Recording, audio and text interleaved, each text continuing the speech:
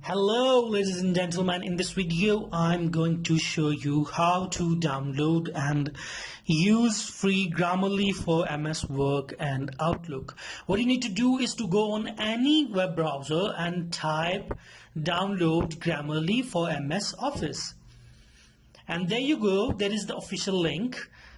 Click on that, it will take you to official page and there is the red button saying download. Click on the button and it will take you to sign up page. Fill out your information and sign up.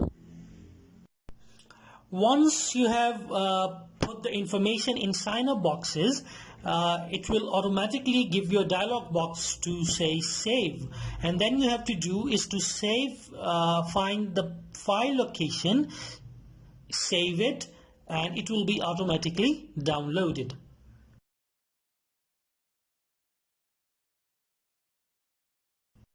Okay, afterwards, after downloading the Grammarly app, then you need to install it. After installation, you have to open a Word file and there will be a Grammarly tab there.